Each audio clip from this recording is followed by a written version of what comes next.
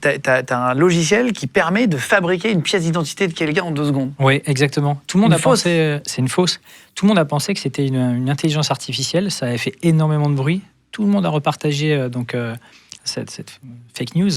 Et en fait, moi j'ai commencé à chercher un peu de partout si je pouvais la trouver. Je me suis créé un compte dessus. Et en fait, c'est un générateur d'images. C'est un jeune qui a fait ça. Et incroyable. En fait, tu as tous les pays représentés avec des supports, c'est-à-dire des documents. Tu choisis tout ce que tu vas entrer dedans. Tu peux même aller chercher, ils sont allés vraiment loin, tu peux aller chercher une photo. Et moi, j'avais commencé avec toi, justement. J'avais pris une photo de toi, j'étais allé chercher les infos sur toi en ligne. Merde, j'aurais bien aimé voir ça. Ah oui, mais c'est vrai, tu mets la vraie adresse, tu mets la vraie taille, le vrai poids. Exactement. Machin. En fait, ce qu'il y a, c'est que quand tu fais, par exemple, les fraudeurs, comment ils font quand ils font une usurpation d'identité pour aller faire des prêts bancaires, ils utilisent les data leaks, c'est-à-dire les données qui sont volées sur les sites e-commerce et autres. Imagine après, tu arrives à retrouver la personne sur Facebook. Tu récupères une de ses photos, si elle est bien. Ou sinon, moi, je la retouche par IA pour arriver à lui faire, en fait... une photo, comme une photo de photomaton, quoi. Comme, voilà, tu as plein de photos d'elle, ça fait une photo d'un photomaton.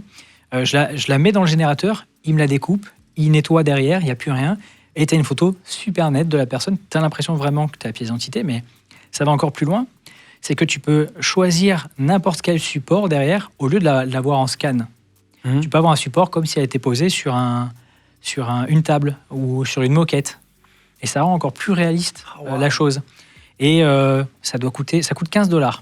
Incroyable. Donc pour $15, avec les data leaks, tu peux arriver à avoir donc, la belle pièce, les données. C'est très très fin, c'est assez peu visible à l'œil nu. Il y a quelques points. En fait, vraiment, les connaisseurs qui travaillent là-dedans, il y a beaucoup de gendarmes avec qui je discute sur ce sujet-là, ils le voient. Mais si tu es assez malin, par exemple, sur le côté de la nouvelle pièce d'identité, à gauche, il y a une information que les gendarmes et les gens qui détectent récupèrent, et là, elle n'y est pas. Maintenant, en fait, cet outil te permet aussi de rajouter des infos, celles que tu veux. Donc, ils vont encore améliorer le système.